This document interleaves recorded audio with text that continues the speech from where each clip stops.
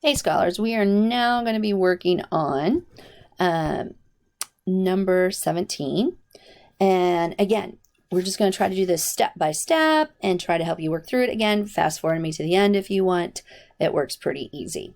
All right, scholars, so let's do first things first. So the first thing we always look for is the vertical asymptote. But to do that, no matter what with these, we always must factor completely. Well, x squared minus 25 is a difference of 2 squared. So we get an x plus 5, x minus 5. In the denominator, the cool part is we can take out a GCF, so we get x times the quantity, x plus 5. Everyone's certain where we got that from, correct? So remember, when we look for vertical asymptotes, it's where the denominator is 0 after we take out a common factor. Just remember your common factor, right, is going to be x plus 5. So we took that out, and where is my denominator now going to be equal to 0? Well, that's when x is equal to 0. So I have a vertical asymptote at x is equal to 0. So that means right here on the y-axis, that is where my vertical asymptote is going to be. Then the next thing we look for are our holes. So I'm going to change again to green.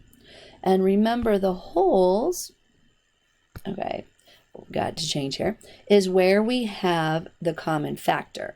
And so x plus 5 is our common factor. So we know x plus 5 is equal to 0. We get x is equal to negative 5. So we're going to have a hole at negative 5 something. We got to figure that out.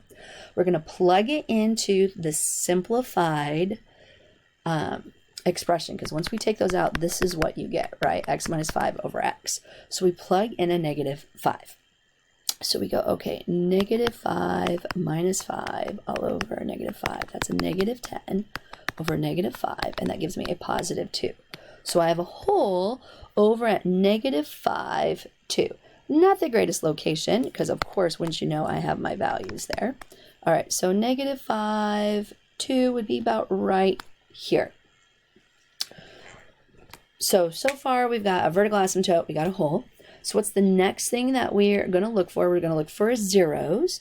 Now remember, our zeros are going to be where our numerator is equal to 0 when we take out the common factor. So that's this part right here, right, my friends? So we go x minus 5 is equal to 0, and I get x is equal to 5. Okay? So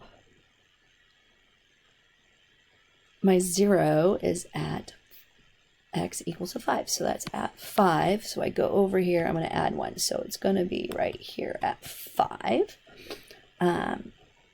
So we got that.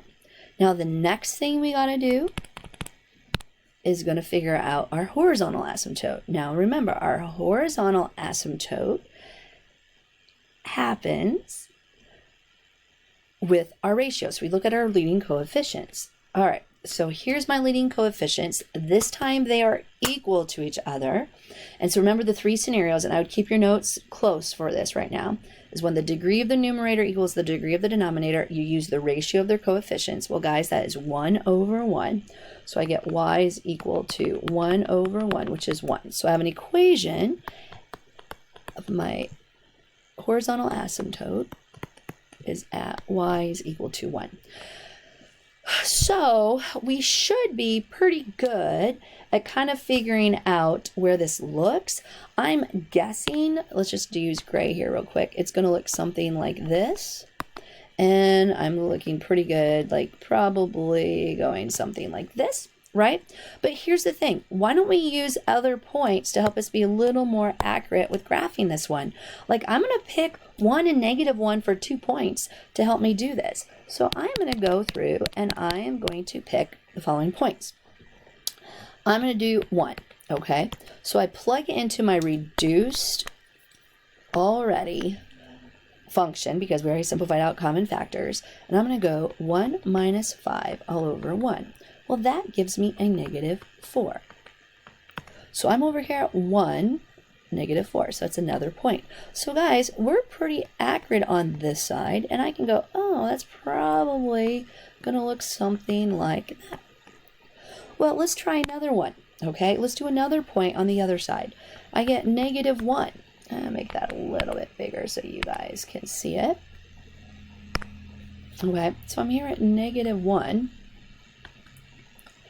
And so I plug it in. So I got here -1 minus 5 over a -1.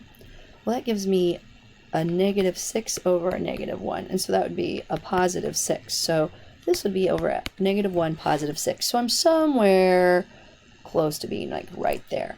Well, guys, what does that mean my equation is going to look like? Well, we were pretty on. It's going to look something like this. Does that kind of make sense with what we're doing? Okay, so these would have been my 2 other points. I'm not going to rewrite them. All right, so that's number 17.